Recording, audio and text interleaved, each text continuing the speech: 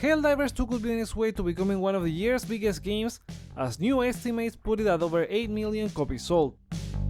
The estimates come from TD Cowen analyst Doig Kreutz, who also confirmed on Bloomberg's what Circana's Matt Piscatella said a few weeks ago, that the game was defying sales trends by growing every week. Sony has yet to provide official sales numbers for the game. Still, we have learned previously from Arrowhead CEO Johan Pilestedt that it sold around 1 million copies in 4 days, and was already quote-unquote blowing through the estimates. Helldivers 2 has constantly reached over 430,000 concurrent players on Steam, with a current peak of over 450,000. It also topped the video game sales chart for the UK in February with a 57-43 split between PS5 and PC sales. Plus, it landed first across the US, Canada and Europe in PlayStation Store sales last month. The game continues getting more updates with new enemies, challenges, weapons and tools, so the studio is not resting on its laurels. Do you think Helldivers 2 will continue to exceed expectations, or is it reaching its peak? Voice your opinion in the comments. Welcome to Hyper Games. Here are more gaming news that you need to know. New leaks for PS5 Pro appeared online last Friday, coming from YouTube channel Moore's Law is Dead, and a very trusted leaker has now confirmed the information with the improved console aiming for a holiday launch.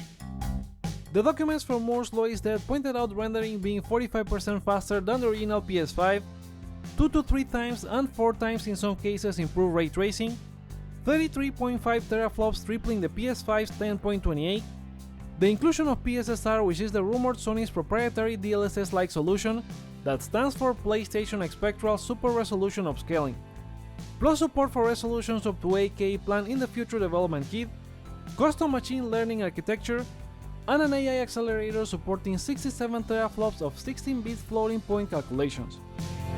Tom Henderson from Insider Gaming previously reported that PS5 Pro was coming under the codename Trinity, targeting 4K resolution and consistent FPS, and also received this documentation from a developer under anonymity, which confirms the leaks from Moore's Law is Dead. Besides that, Henderson shared even more specs for PS5 Pro, including the system memory having a bandwidth increase of 28% over the standard console. The CPU is identical to the current PS5 but has a high frequency mode pushing it to 3.85 GHz, which represents a 10% increase. High frequency also downclocks the GPU by 1.5%, plus 35% more performance in audio. Henderson also noted that first-party developers had dev kits for the mid-gen refresh since September last year, with third-party ones receiving it last January, and coming in spring they will receive test kits that look like the final product.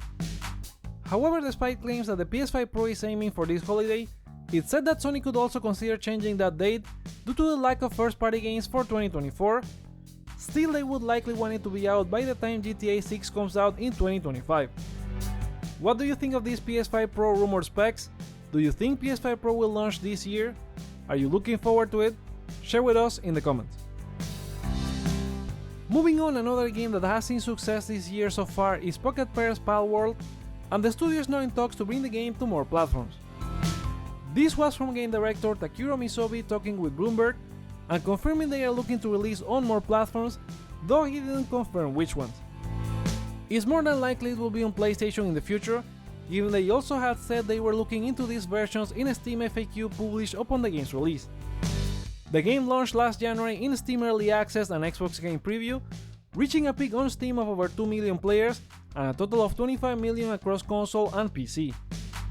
It was also a massive success for Pocket Pair, as Palworld only cost 1 billion yen or about $6.7 million to make, and has returned tens of billions of yen in profit, which Misobi said was too big for a studio with their size to handle. Furthermore, the director said they want to remain a small studio, and they want to make multiple small games, since big budget AAA games are not for them. Are you looking forward to Palworld arriving on PlayStation platform soon? Sound off in the comments. Now let's go for a round of quickfire gaming news. The Strong National Museum of Play in Rochester, New York has announced this year's nominees for the World Video Game Hall of Fame and include Asteroids, Elite, Guitar Hero, Metroid, Myst, Neopets, Resident Evil, Tokimeki Memorial, Tony Hawk's Pro Skater, Ultima, and You Don't Know Jack.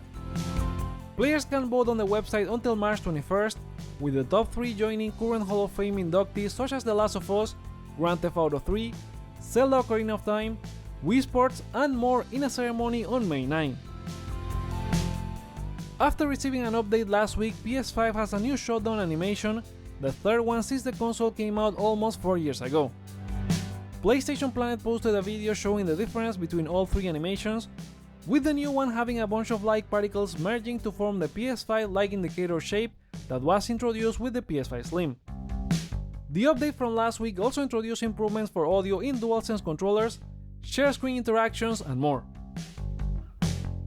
WB Games has not seen good results with recent DC superhero games such as Gotham Knights and Suicide Squad, and with Wonder Woman being next, it appears they are giving Monolith some support.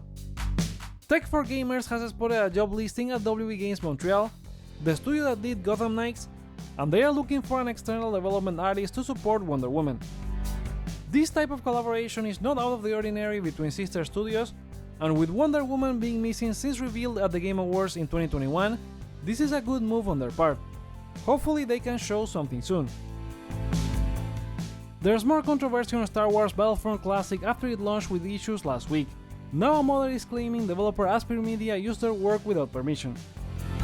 Before launch, user IamAshaming noted the game was using their animations for a character, which later Aspyr Media claimed it was mistakenly used as a placeholder. The game came out and it was still using the animations without giving credit before a last-minute patch, and still there's no explanation whatsoever from Aspyr Media. We could be hearing more about Metal Gear Solid Delta Snake Eater soon, as the remake is going to be the subject of an upcoming episode in the David Hayter hosted Legacy series on YouTube. In part 1 released last Friday, Hayter went deep into what makes the series special for fans, and ended by saying that future episodes will delve into the epic, long-awaited remake of what many fans consider to be the best game in the entire franchise. Rumors say development on the remake is very far ahead, and Sony listed the game for a 2024 release in a highlight reel this past January. In a similar situation is the Silent Hill 2 remake, with the game's development being finished and a release date in Konami's hands. Now a few more hints have appeared online. First, the Steam page has been constantly getting updates, including achievements in different languages. Then the game appeared in the South Korean game rating, which often indicates a game is 6 to 9 months away from launch. On top of that, Mexican retailer Sanborns listed the game on their website for May 30th. It has since been changed, but who knows if it was indeed a mistake or if they let it slip too soon. And those are the PlayStation stories for today. Let me know what you think in the comments below, give this video a thumbs up or down to let me know your feedback, check out more content you may like as well, such as the problems on the Star Wars Battlefront Classic launch, and subscribe for more on PlayStation. Thank you so much for watching, my name is Joseph, this is Hype4Games, and I'll see you on the next one.